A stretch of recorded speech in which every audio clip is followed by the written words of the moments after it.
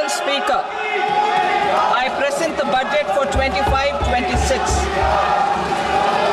This budget continues our government's efforts to A. Accelerate growth, B. Secure inclusive development, C. Invigorate private sector investments, D. Uplift household sentiments, and E. Enhance spending power of India's rising middle class.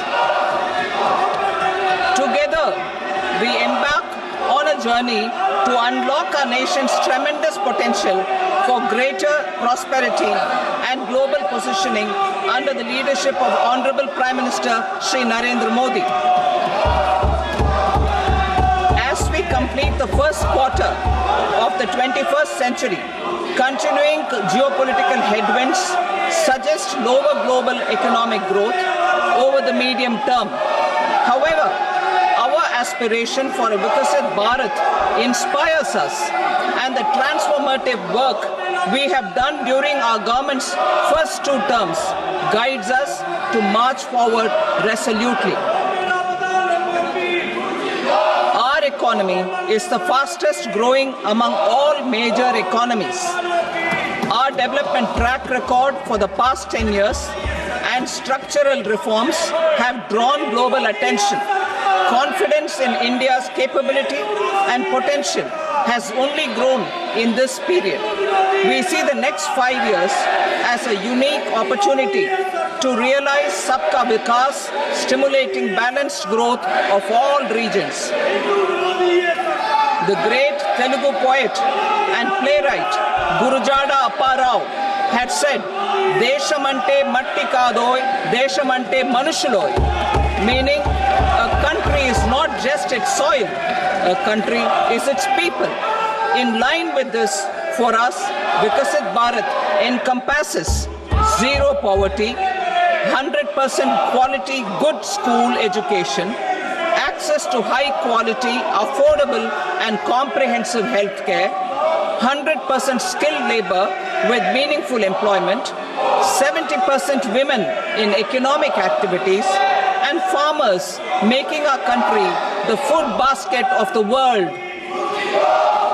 In this budget, the proposed development measures span 10 broad areas, focusing on Garib, Youth, Annadata, and Nari, spurring agricultural growth and productivity, building rural prosperity and resilience, taking everyone together on an inclusive growth path, boosting manufacturing and furthering Make in India, supporting MSMEs, enabling employment-led development, investing in people, economy, and innovation, securing energy supplies, promoting exports, and nurturing innovation. For this journey of development, our 4 powerful engines are agriculture, MSME, investments, and exports. The fuel, our reforms, our guiding spirit, inclusivity, and the destination, Vikasit Bharat. This budget aims to initiate transformative reforms across 6 domains. During the first 5 years, these will augment our growth potential and global competitiveness. The domains are taxation, power sector, urban development, mining, financial sector, and regulatory reforms. Agriculture as the first engine. Now I move to specific proposals, beginning with agriculture as the first engine.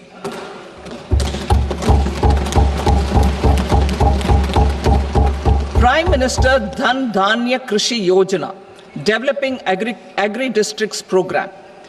Motivated by the success of the aspirational district program, our government will undertake a Prime Minister Dhan Dhanya Krishi Yojana in partnership with states.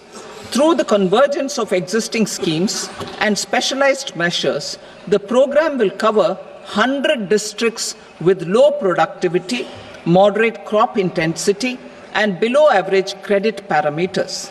It aims to 1. Enhance agricultural productivity, 2.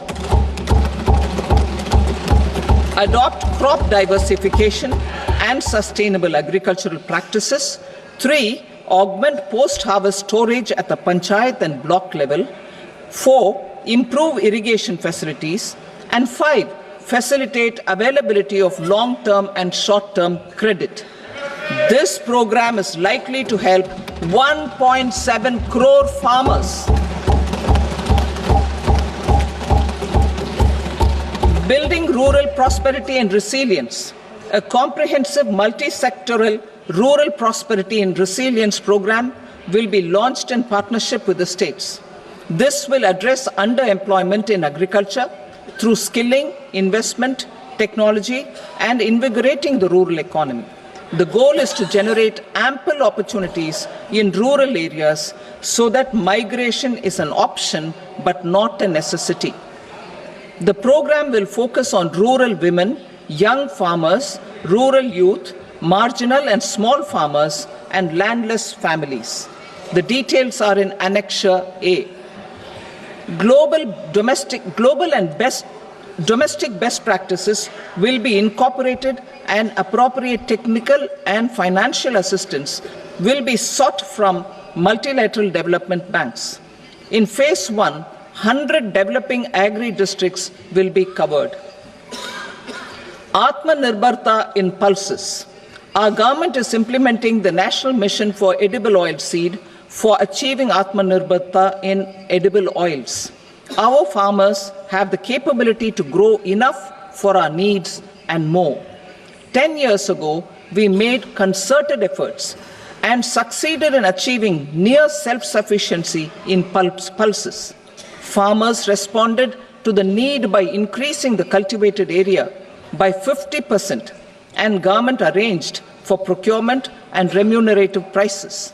Since then, with rising incomes and better affordability, our consumption of pulses has increased significantly. Our government will now launch a 6-year mission for Atmanirbharta in pulses with a special focus on tur, urad and masoor. Details are in Annexure B. Central agencies such as NAFED and NCCF will be ready to procure these 3 pulses as much as offered during the next 4 years from farmers who register with these agencies and enter into agreements. Comprehensive program for vegetables and fruits. It is encouraging that our people are increasingly becoming aware of their nutritional needs. It is a sign of a society becoming healthier. With rising income levels, the consumption of vegetables, fruits, and Shri Anna is increasing significantly. A comprehensive program to promote production, efficient supplies, processing, and remunerative prices for farmers will be launched in partnership with the states. Appropriate institutional mechanisms for implementation and participation of farmer producer organizations and cooperatives will be set up.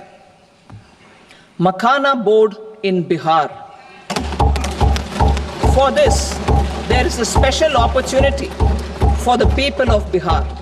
A Makhana board will be established in the state to improve production, processing, value addition, and marketing of makhana. The people engaged in these activities will be organized into FPOs. The board will provide hand-holding and training support to makhana farmers and will also work to ensure they receive the benefits of all relevant government schemes. A national mission on high-yielding seeds will be launched, aimed at 1. Strengthening research ecosystem, 2. Targeted development and propagation of seeds with high yield, pest resistance, and climate resilience, and 3. Commercial availability of more than 100 seed varieties released since July 2024. India ranks second largest globally in fish production and aquaculture.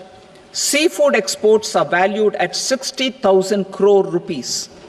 To unlock the untapped potential of the marine sector, our government will bring in an enabling framework for sustainable harnessing of fisheries from Indian exclusive economic zone and high seas, with a special focus on the Andaman and Nicobar and Lakshadweep Islands.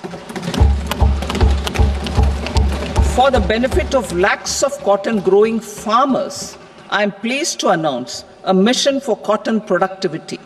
This 5-year mission will facilitate significant improvements in productivity and sustainability of cotton farming and promote extra long staple cotton varieties.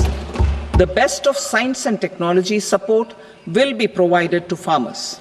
Aligned with our integrated 5F vision for the textile sector, this will help in increasing incomes of the farmers and ensure a steady supply of quality cotton for rejuvenating India's traditional textile sector. Kisan credit cards facilitate short-term loans for 7.7 crore farmers, fishermen, and dairy farmers. The loan limit under modified interest subvention scheme will be enhanced from 3 lakh rupees to 5 lakh rupees for loans taken through the KCC. For Atmanirbharta in urea production, our government had reopened 3 dormant urea plants in the eastern region. To further augment urea supply, a plant with annual capacity of 12.7 lakh metric tons will be set up at Namrup in Assam.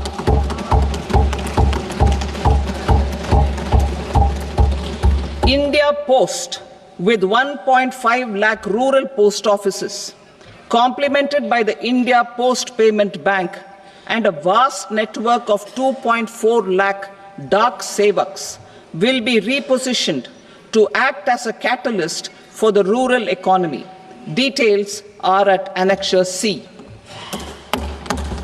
India Post will also be transformed as a large public logistics organization. This will meet the rising needs of Vishwakarmas, new entrepreneurs, women, self-help groups, MSMEs, and the large business organizations. Our government will provide support to NCDC for its lending operations for the cooperative sector. MSMEs as the second engine. Now I move to MSMEs as the second engine, which encompasses manufacturing and services with a focus on MSMEs numbering 5.7 crores. Currently, over 1 crore registered MSMEs, employing 7.5 crore people and generating 36% of our manufacturing, have come together to position India as a global manufacturing hub. With their quality products, these MSMEs are responsible for 45% of our exports. To help them achieve higher efficiencies of scale, technological upgradation, and better access to capital, the investment and turnover limits for classification of all MSMEs will be enhanced to 2.5 and 2 times respectively. This will give them the confidence to grow and generate employment for our youth. The details are given in Annexure D. To improve access to credit, the credit guarantee cover will be enhanced. First, for micro and small enterprises from 5 crore to 10 crore rupees, leading to additional credit of 1.5 lakh crores in the next 5 years. Second, for startups from 10 crore rupees to 20 crore rupees, with the guarantee fee being moderated to 1% for loans in 27 focus sectors which are important for Atmanirbhar Bharat. And for well-run exporter MSMEs, for term loans up to 20 crore rupees. Also for the micro enterprises, we will introduce customized credit cards with a 5 lakh rupee limit for micro enterprises registered on Udyam portal. In the first year, 10 lakh such cards will be issued. Fund of funds for startups. The alternate investment fund, AIFs, for startups have received commitments of more than 91,000 crores rupees. These are supported by the fund of funds set up with the Government of India's contribution of 10,000 crore rupees. Now, a new fund of funds with expanded scope and a fresh contribution of another 10,000 crore rupees will be set up. A new scheme will be launched for 5 lakh women, scheduled castes and scheduled tribes, first-time entrepreneurs. This will provide term loans up to 2 crore rupees during the next 5 years. The scheme will incorporate lessons from the successful Stand Up India scheme. Online capacity building for entrepreneurship and managerial skills will also be organized. Measures for labor-intensive sectors. To promote employment and entrepreneurship opportunities in labor-intensive sectors, our government will undertake specific policy and facilitation measures. To enhance the productivity, quality, and competitiveness of India's footwear and leather sector, a focused product scheme will be implemented. The scheme will support design capacity, component manufacturing, and machinery required for production of non-leather quality footwear, besides the support for leather footwear and products. The scheme is expected to facilitate employment for 22 lakh persons, generate over 4 lakh crore rupees, and exports of over 1.1 lakh crore rupees. Measures for the toys sector.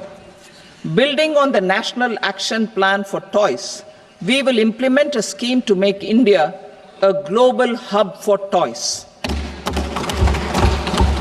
The scheme will focus on development of clusters, skills, and a manufacturing ecosystem that will create high-quality, unique, innovative, and sustainable toys that will represent the Made in India brand.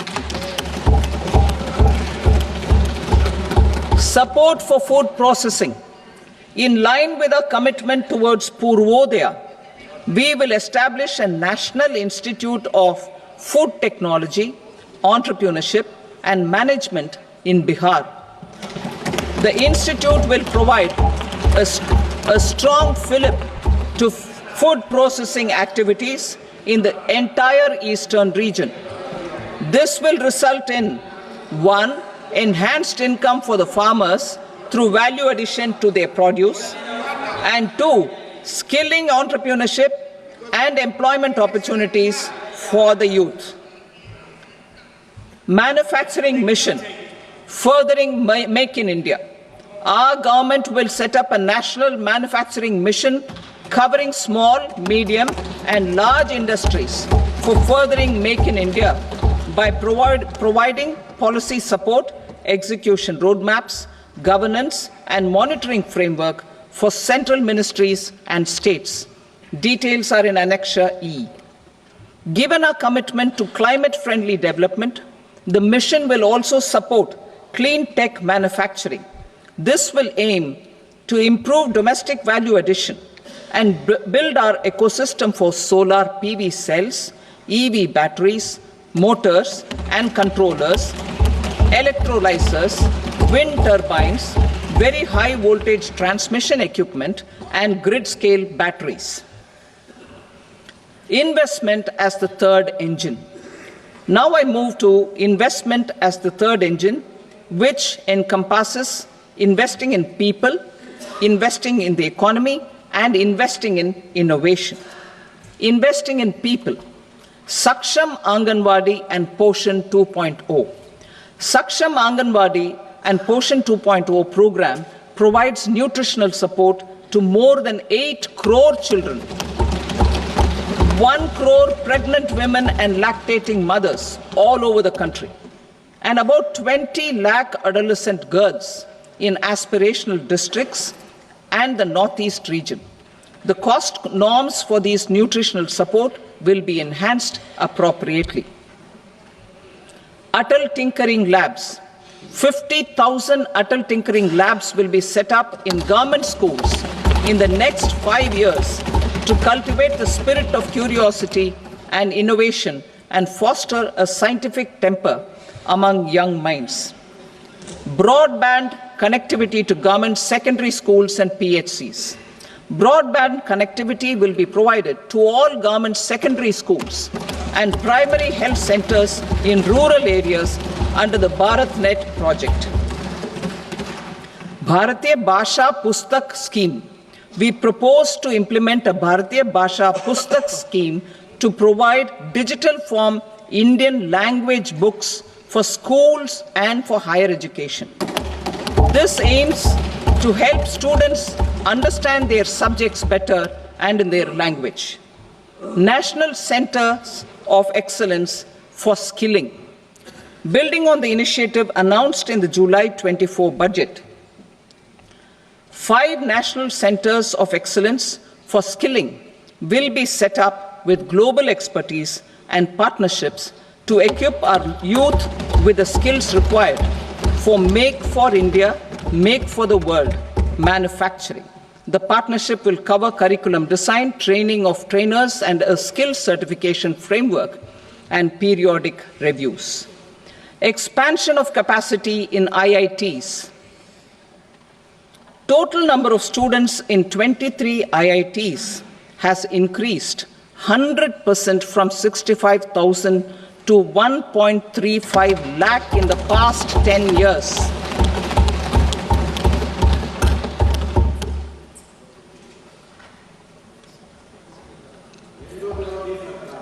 Additional infrastructure will be created in the 5 IITs started after 2014 to facilitate education for 6,500 more students. Hostel and other infrastructure capacity at IIT Patna will also be expanded.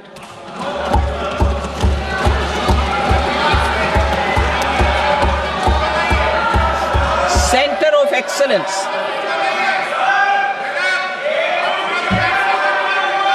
Center of Excellence in AI for Education.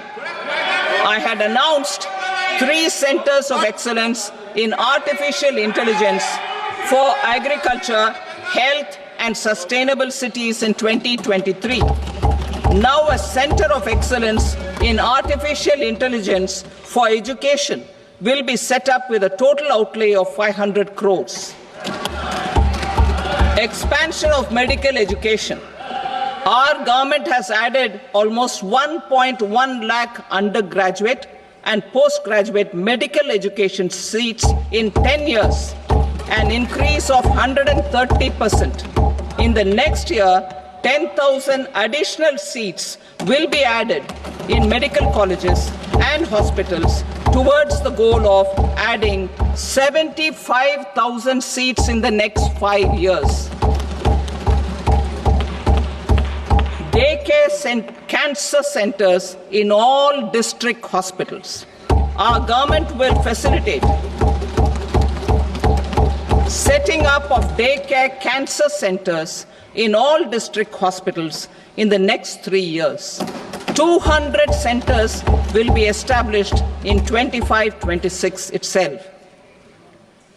Strengthening urban livelihoods. Our government has been giving priority to assisting urban poor and vulnerable groups. A scheme for socio-economic upliftment of urban workers will be implemented to help them improve their incomes, have sustainable livelihoods, and a better quality of life. PM Swanidhi scheme has benefited more than 68 lakh street vendors, giving them respite from high-interest informal sector loans. Building on this success, the scheme will be revamped with enhanced loans from banks, UPI-linked credit cards with 30,000 rupees limit, and capacity building support. Social Security scheme for welfare of online platform workers. Gig workers of online platforms provide great dynamism to the new age services economy. Recognizing their contribution, our government will arrange for their identity cards and registration on the e-Shram portal. They will be provided health care under PM Jan Arogya Yojana. This measure is likely to assist nearly 1 crore gig workers.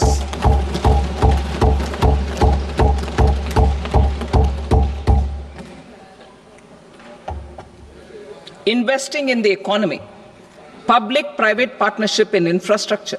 Each infrastructure-related ministry will come up with a 3-year pipeline of projects that can be implemented in PPP mode. States will also be encouraged to do so and can seek support from the India Infrastructure Project Development Fund, which is a scheme to prepare PPP proposals. Support to states for infrastructure. An outlay of 1.5 lakh crore is proposed for the 50-year interest-free loans to states for capital expenditure and incentives for reforms. Building on the success of the first asset monetization plan announced in 2021, the second plan for 2025 to 30 will be launched to plow back capital of 10 lakh crore in new projects. Regulatory and fiscal measures will be fine-tuned to support the plan.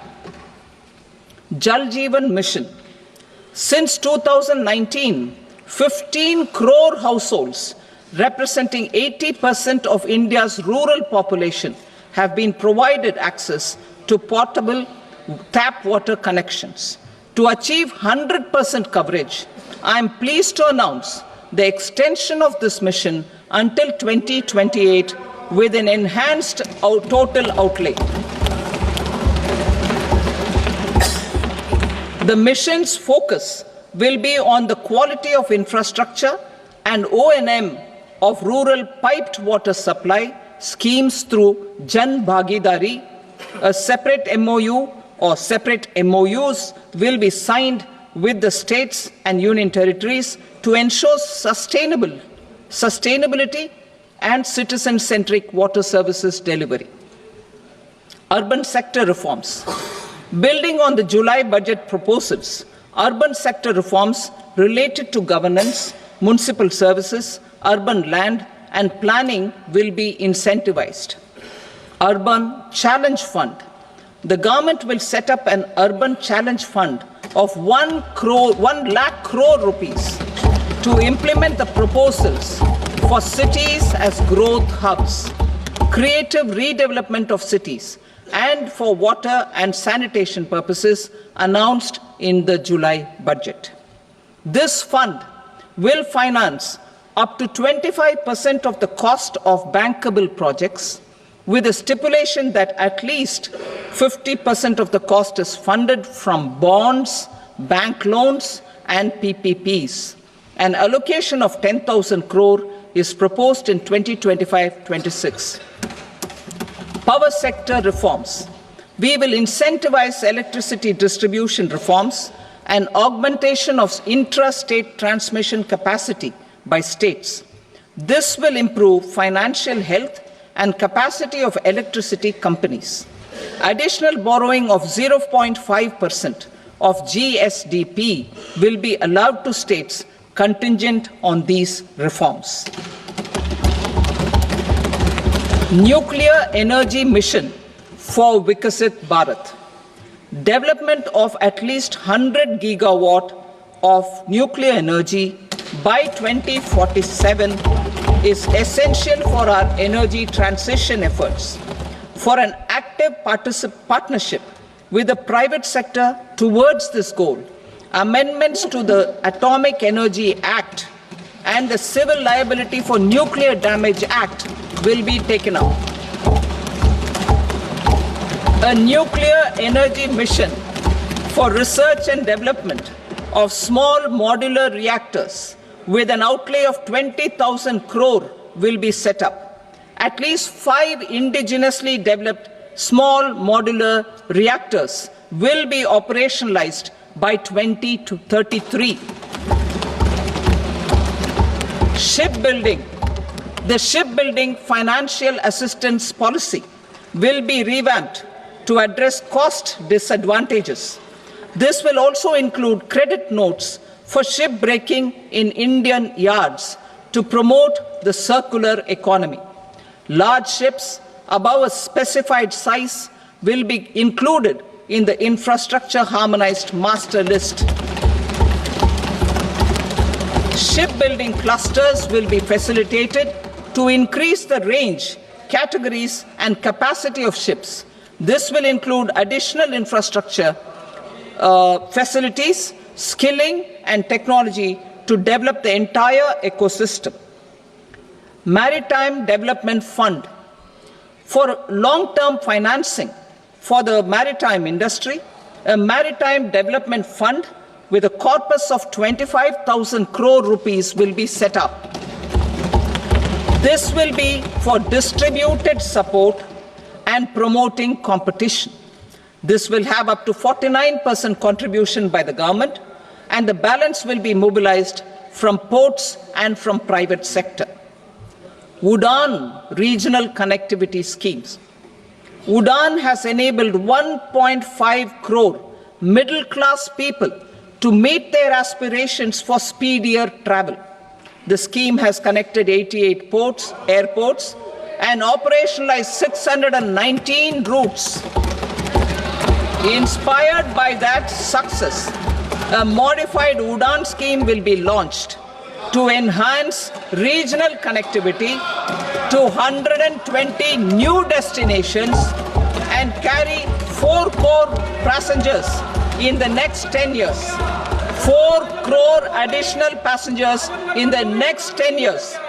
The scheme will also support helipads and smaller airports in hilly, aspirational, and northeast regional districts. Greenfield airports will be facilitated in Bihar to meet the future needs of the state. These will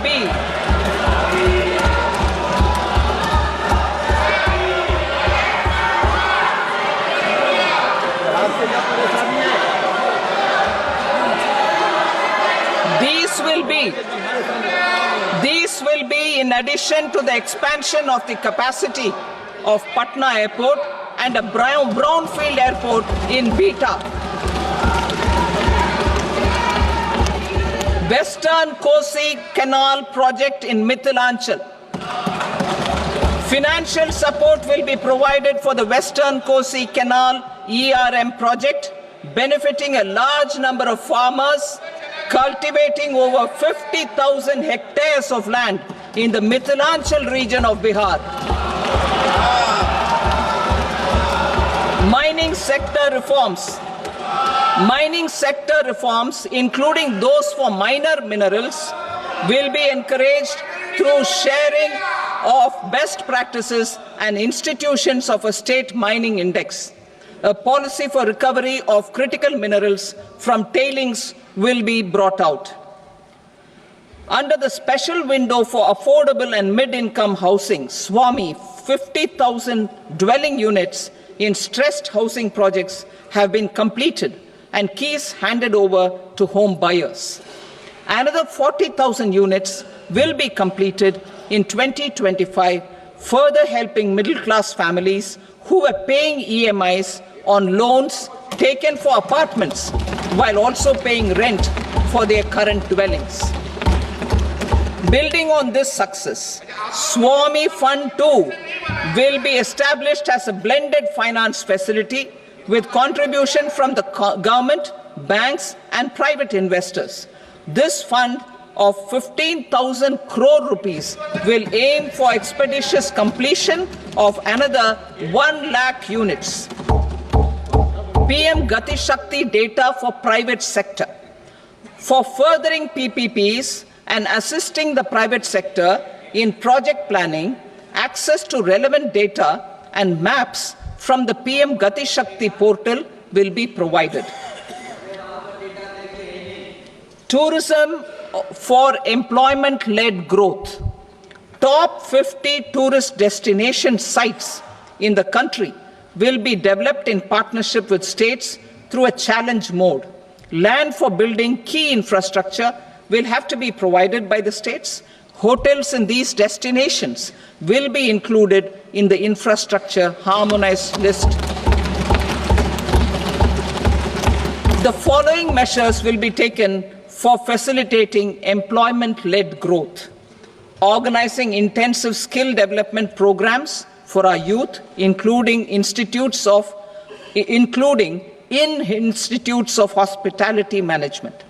Providing mudra loans for homestays. Improving ease of travel and connectivity to tourist destinations. Providing performance-linked incentives to states for effective destination management, including tourist amenities, cleanliness, and marketing efforts. And introducing streamlined e-visa facilities along with visa fee waivers for certain tourist groups. Continuing with the emphasis on places of spiritual and religious significance, in the July budget, there will be a special focus on destinations related to the life and times of Lord Buddha. Medical tourism and heal in India. Medical tourism and heal in India will be promoted in partnership with the private sector, along with capacity building and easier visa norms. Investing in innovation. To implement private sector-driven research, development, and innovation initiatives announced in the July budget, I am now allocating 20,000 crore rupees for this purpose. A deep tech fund of funds will also be explored to catalyze the next generation startups as a part of this initiative. In the next 5 years, under the PM Research Fellowship Scheme, we will provide 10,000 fellowships for technological research in IITs and IISc with enhanced financial support. The second gene bank with 10 lakh germplasm lines will be set up for future food and nutritional security. This will provide conservation support to both public and private sectors for genetic resources. We will start a national geospatial mission to develop foundational geospatial infrastructure and data. Using PM Gati Shakti, this mission will facilitate modernization of land records, urban planning, and design of infrastructure projects. A Gyan Bharatam mission for survey, documentation, and conservation of our manuscript heritage with academic institutions, museums, libraries, and private collectors will be undertaken to cover more than 1 crore manuscripts. We will set up a national digital repository of Indian knowledge systems for knowledge sharing. Now I move to exports as the fourth engine. We will set up an export promotion mission with sectoral and ministerial targets driven jointly by the Ministries of Commerce, MSME, and Finance. It will facilitate easy access to export credit, cross-border factoring support, support to MSMEs to tackle non-tariff measures in overseas markets. A digital public infrastructure, Bharat Trade Net, for international trade will be set up as a unified platform for trade documentation and financing solutions. This will complement the Unified Logistics Interface platform. The BTN will be aligned with international practices. Support will be provided to develop domestic manufacturing capacities for our economy's integration with global supply chains. Sectors will be identified based on objective criteria. Facilitation groups with participation of senior officers and industry representatives will be formed for select products and supply chains. Through this, there are huge opportunities related to Industry 4.0, which needs high skills and talent. Our youth have both. Our government will support the domestic electronic equipment industry to leverage this opportunity for the benefit of our youth. A national framework will be formulated as guidance to states for promoting global capability centers in emerging Tier 2 cities. This will suggest measures for enhancing availability of talent and infrastructure, building bylaw reforms, and mechanisms for collaboration with industry. Our government will facilitate upgradation of infrastructure and warehousing for air cargo, including high-value perishable horticultural produce. Cargo screening and customs protocol will be streamlined and made user-friendly. Reforms as the fuel. Over the past 10 years, our government has implemented several reforms for convenience of taxpayers, such as faceless assessment, 2, taxpayer charter, 3, faster returns, 4, almost 99% returns being on self-assessment, and 5, Vivad Se Vishwas scheme.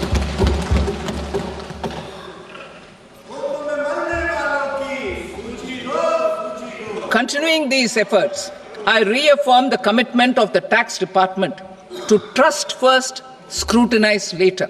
I also propose to introduce the new income tax bill next week. I will detail the indirect tax reforms and changes in direct taxes in Part B. Financial sector reforms. The FDI limit for the insurance sector will be raised from 74 to 100%. This enhanced limit will be available for those companies which invest the entire premium in India. The current guardrails and conditionalities associated with foreign investment will be reviewed and simplified. The services of India Post Payment Bank will be deepened and expanded in rural areas. NABFID will set up a partial credit enhancement facility for corporate bonds for infrastructure. Public sector banks will develop Grameen Credit Score framework to serve the credit needs of SHG members and people in rural areas. A forum for regulatory coordination and development of pension products will be set up. To implement the earlier announcement on simplifying the KYC processes, the revamped Central KYC Registry will be rolled out in 2025. We will also implement a streamlined system for periodic updating.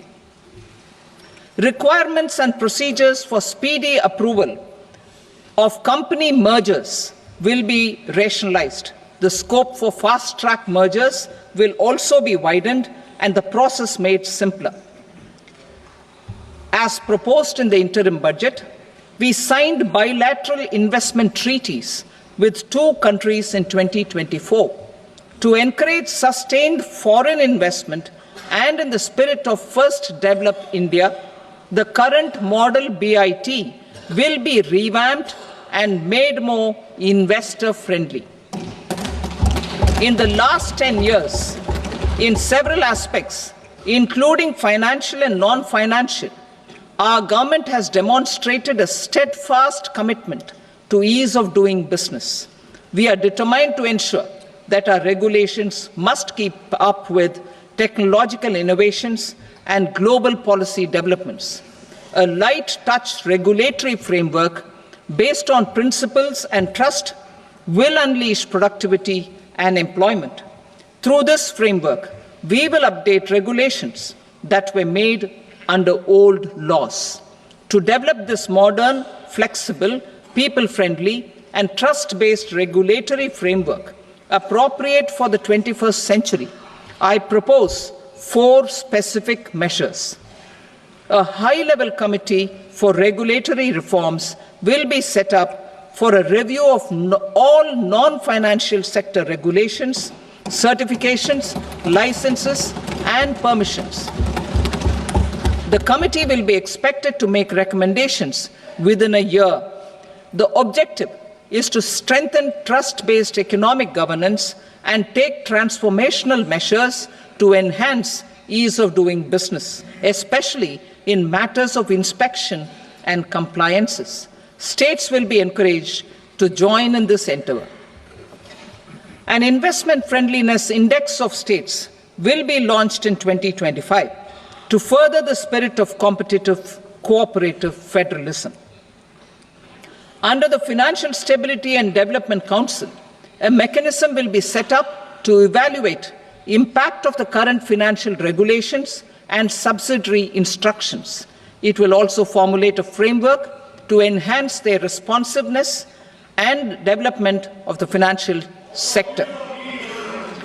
In the Jan Vishwas Act 2023, more than 180 legal provisions were decriminalized. Our government will now bring up the Jan Vishwas Bill 2.0 to decriminalize more than 100 provisions in various laws. I now move to fiscal policy. In the July budget, I had committed to staying the course for fiscal consolidation. Our endeavor will be to keep the fiscal deficit each year such that central government debt remains on a declining path as a percentage of the GDP. The roadmap for the next 6 years has been detailed in the FRBM statement. Revised estimates for 2024-25. The revised estimate of the total receipts other than borrowings is 31.47 lakh crore rupees, of which the net tax receipts are 25.57 lakh crore rupees. The revised estimate of the total expenditure is 47.16 lakh crore rupees, of which the capital expenditure is about 10.18 lakh crore rupees. The revised estimate of the fiscal deficit is 4.8% of the GDP. Budget estimates for 25-26. Coming to 25-26, the total receipts other than borrowings and total expenditure are estimated at 34.96 lakh crore rupees and 50.65 lakh crore rupees respectively. The net tax receipts are estimated at 28.37 lakh crore rupees. The fiscal deficit is estimated to be 4.4% of GDP. To finance the fiscal deficit, the net market borrowings from dated securities are estimated at 11.54 lakh crore. The balance financing is expected to come from small savings and other sources. The gross market borrowings are estimated at 14.82 lakh crore rupees. I will now move to Part B. Indirect taxes. My proposals relating to customs aim to rationalize tariff structure and address duty inversion. These will also support domestic manufacturing and value addition, promote exports, facilitate trade, and provide relief to common people. Rationalization of customs tariff structure for industrial goods. As a part of comprehensive review of customs rate structure announced in July 2024 budget, I propose to 1. Remove 7 tariff rates. This is over and above the 7 tariff rates removed in 23-24 budget. After this, there will be only 8 remaining tariff rates, including 0 rate. 2. Apply appropriate cess to broadly maintain effective duty incidence except on a few items where such incidents will reduce marginally. 3. Levy not more than one cess or surcharge.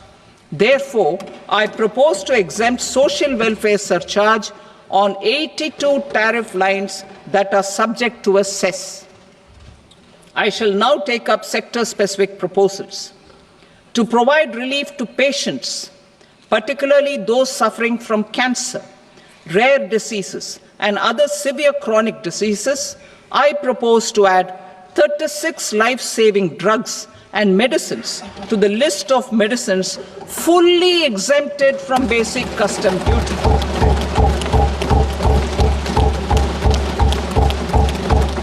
I also propose to add 6 life-saving medicines to the list attracting concessional custom duty of 5%. Full exemption and concessional duty will also respectively apply on the bulk drugs for manufacture of the above. Specified drugs and medicines under patient assistance programs run by the pharmaceutical companies are fully exempt from BCD, provided the medicines are supplied free of cost to the patients. I propose to add 37 more medicines along with 13 new patient assistance programs. Support to domestic manufacturing and value addition. Critical minerals. In the July 2024 budget, I had fully exempted BCD on 25 critical minerals that are not domestically available. I had also reduced BCD of 2 other such minerals to provide a major fillip to their processing, especially by MSMEs. Now, I propose to fully exempt cobalt powder and waste, the scrap of lithium-ion battery, lead, zinc, and 12 more critical minerals. This will help secure their availability for manufacturing in India and promote more jobs for our youth. To promote domestic production of technical textile products such as agro-textiles, medical textiles, and geotextiles at competitive prices, I propose to add 2 more types of shuttle-less looms to the list of fully exempted textile machinery. I also propose to revise the BCD rate on knitted fabrics covered by 9 tariff lines from 10 or 20 to 20% or 115 rupees per kg, whichever is higher. Electronic goods.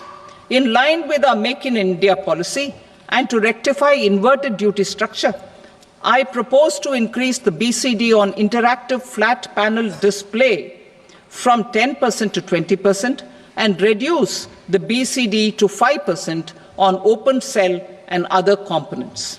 In 23-24 budget, for the manufacture of open cells of LCD, LED TVs, I had reduced the BCD on parts of open cells from 5% to 2.5%. To further boost the manufacture of such open cells, the BCD on these parts will now stand exempted. Lithium-ion battery.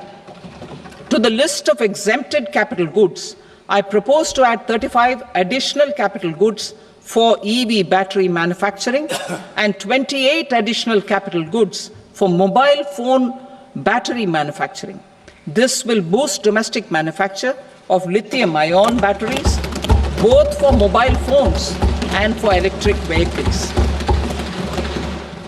Shipping sector. Considering that shipbuilding has a long gestation period, I propose to continue the exemption of BCD on raw materials, components, consumables, or parts for the manufacture of ships for another 10 years.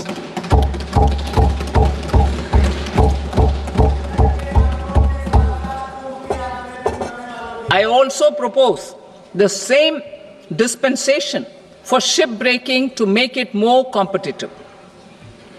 Telecommunication. To prevent classification disputes, I propose to reduce the BCD from 20% to 10% on carrier-grade Ethernet switches to make it at par with non-carrier-grade Ethernet switches. export promotion. To facilitate exports of handicrafts, I propose to extend the time period for export from 6 months to 1 year, further extendable by another 3 months if required. I also propose to add 9 items to the list of duty-free inputs. Leather sector. I propose to fully exempt BCD on wet blue leather to facilitate imports for domestic value addition and employment. I also propose to exempt crust leather from 20% export duty to facilitate exports by small tanners. Marine products.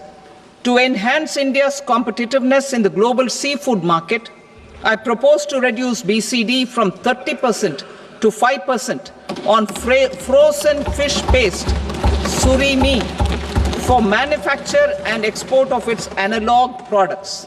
I also propose to reduce BCD from 15% to 5% on fish hydrolysates for manufacture of fish and shrimp feed. In July 2024 budget, to promote development of domestic MROs for aircraft and ships, I had extended the time limit for export of foreign origin goods that were imported for repairs from 6 months to 1 year and further extendable by 1 year. I now propose to extend the same dispensation for railway goods. Time limit for provisional assessment. Presently, the Customs Act 1962 does not provide any time limit to finalize provisional assessments, leading to uncertainty and cost to trade. As a measure of promoting ease of doing business, I propose to fix a time limit of 2 years, extendable by a year, for finalizing the provisional assessment. I propose to introduce a new provision that will enable importers or exporters, after clearance of goods, to voluntarily declare material facts and pay duty with interest but without penalty. This will incentivize voluntary compliance. However, this will not apply in cases where department has already initiated audit or investigation proceedings.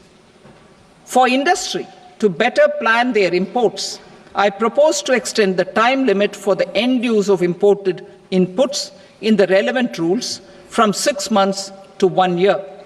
This will provide operational flexibility in view of cost and uncertainty of supply. Further, such importers will now have to file only quarterly statements instead of a monthly statement.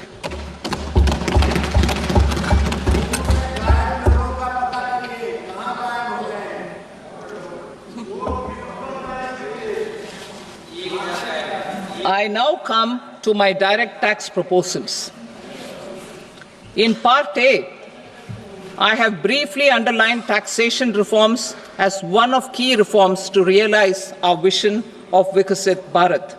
In respect of criminal law, our government had earlier ushered in Bharatiya Nyaya Sanhita, replacing Bharatiya Danda Sanhita.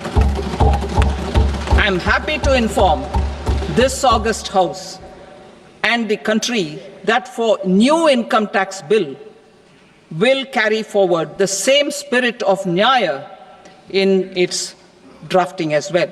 The new bill will be clear and direct in text, with close to half of the present law in terms of both chapters and words. It will be simple to understand for taxpayers and tax administrators, leading to tax certainty and reduced litigation. Reforms, however, are not a destination. They are means to achieve good governance for our people and economy. Providing good governance primarily involves being responsive. The Tirukural captures this in verse 542, which reads, "Vaanokki vaazhum ulagallam, mannavan kol nokki vaazhum kudi," meaning, just as the living beings live expecting rains, Citizens live expecting good governance. Our government is committed to keeping an ear to the ground and a finger on the pulse and responding while balancing our national building efforts.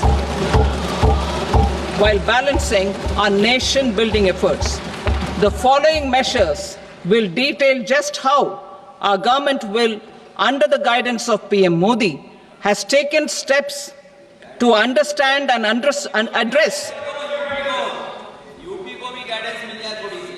I repeat that sentence, sir.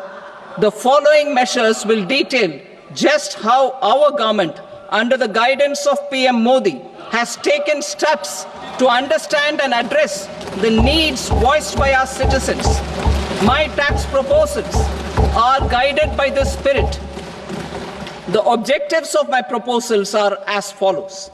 Personal income tax reforms with special focus on middle class. Rationalization of TDS and TCS for easing difficulties. Encouraging voluntary compliance. Reducing compliance burden.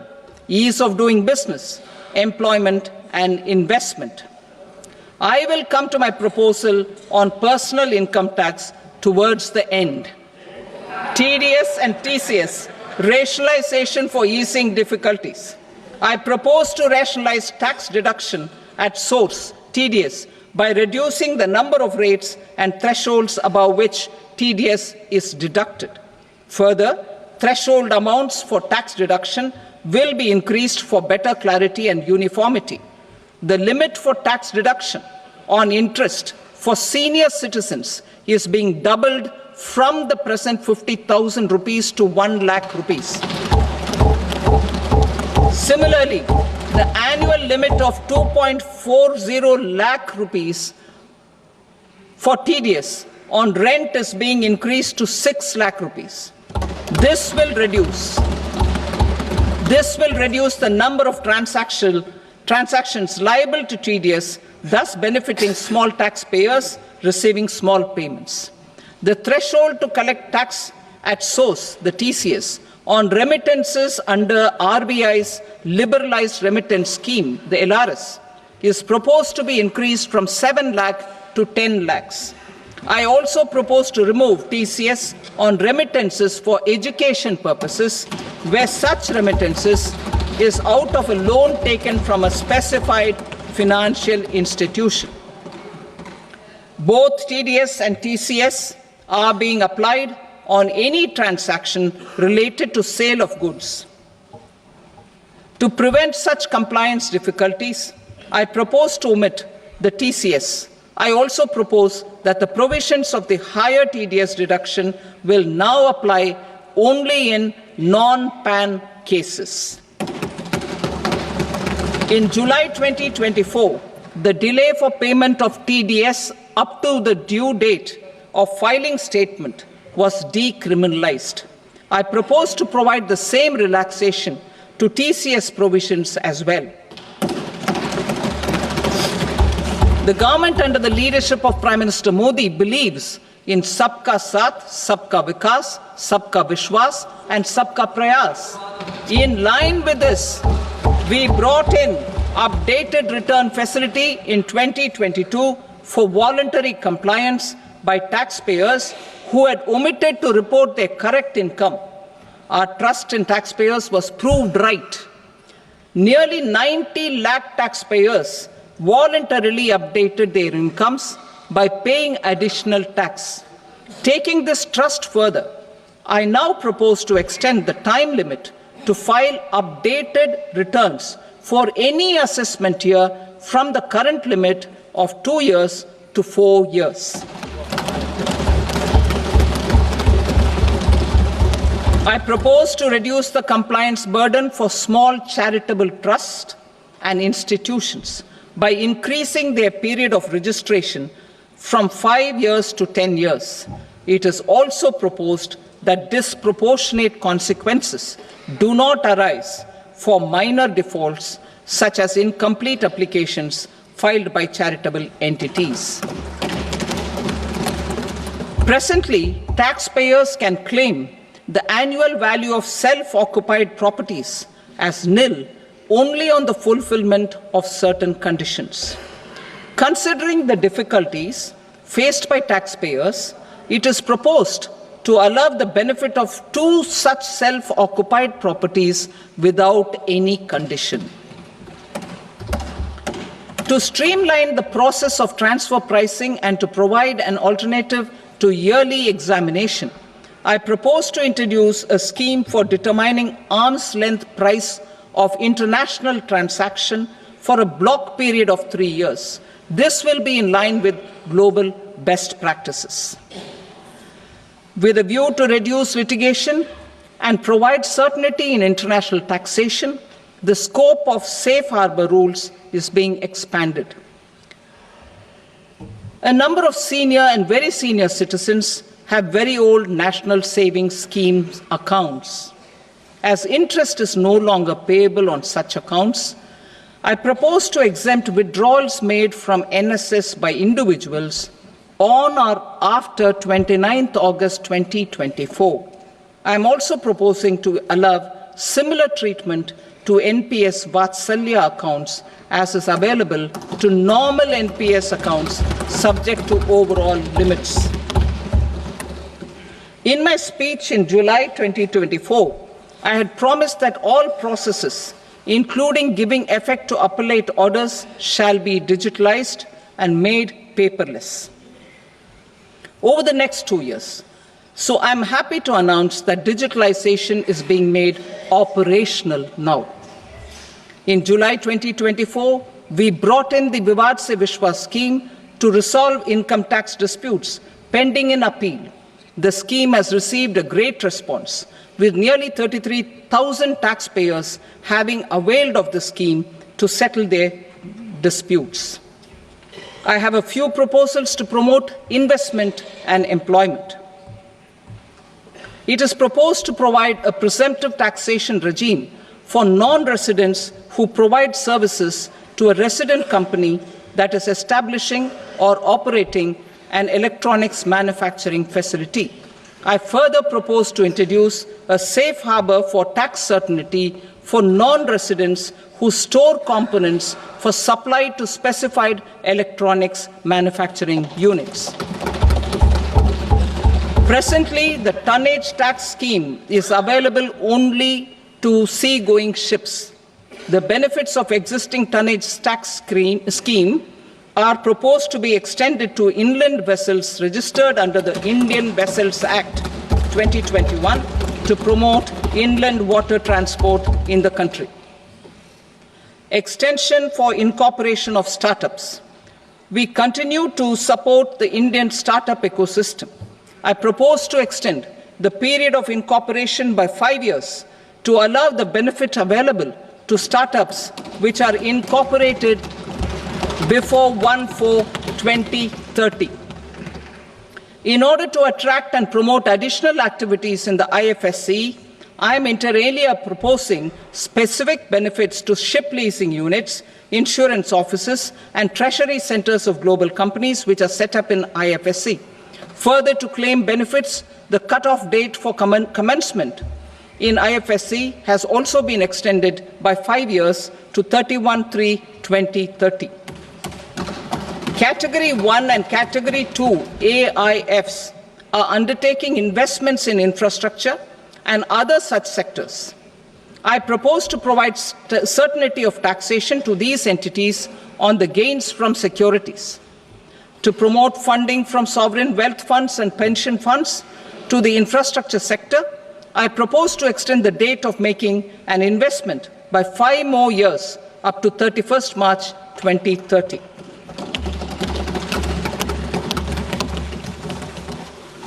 Personal income tax reforms with special focus on middle class. Democracy, demography, and demand are the key support pillars in our journey towards Vikasit Bharat. The middle class provides strength for India's growth. This government, under the leadership of Prime Minister Modi, has always believed in the admirable energy and ability of the middle class in nation building. In recognition of their contribution, In recognition of their contribution, we have periodically reduced their tax burden.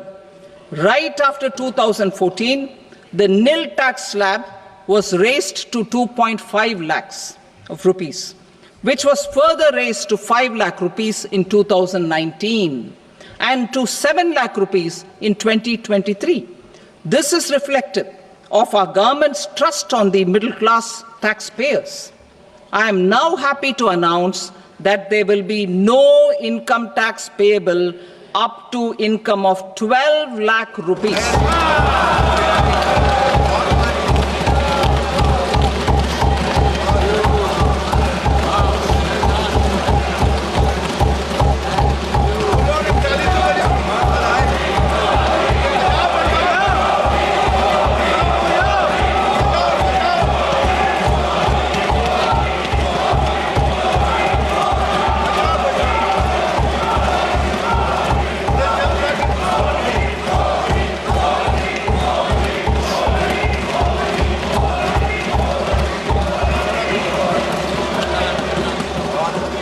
So, average income of 1 lakh per month other than the special rate income such as capital gains under the new regime. This limit will be 12.75 lakh for salaried taxpayers due to the standard deduction of 75,000.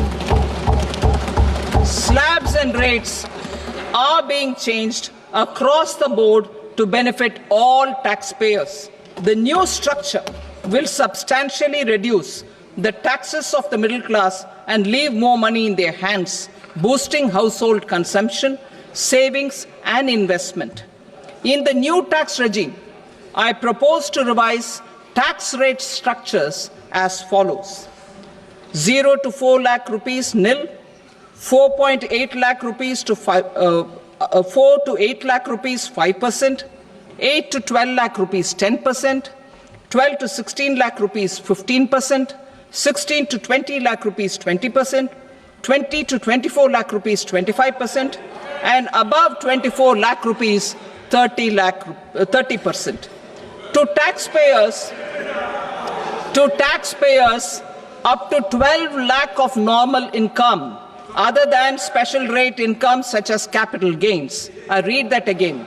To taxpayers up to 12 lakh of income other than special rate income such as capital gains, tax rebate is being provided in addition to the benefit due to slab rate reduction in such a manner that there is no tax payable by them.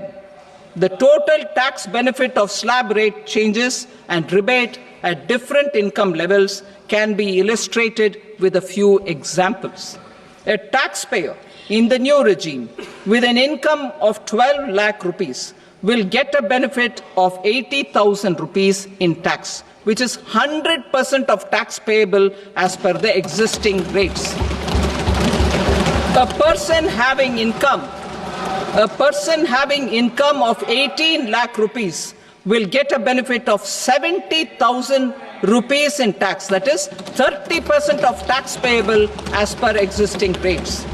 A person with an income of 25 lakh gets a benefit of 1,10,000 rupees, that is 25% of his tax payable as per existing rates. Details of my tax proposals are given in the annexure. As a result of these proposals, Honourable Speaker, sir, revenue of about 1 lakh crore in direct taxes and 2,600 crores in indirect taxes will be foregone. Mr. Speaker, sir, with this, I commend the budget to this august House.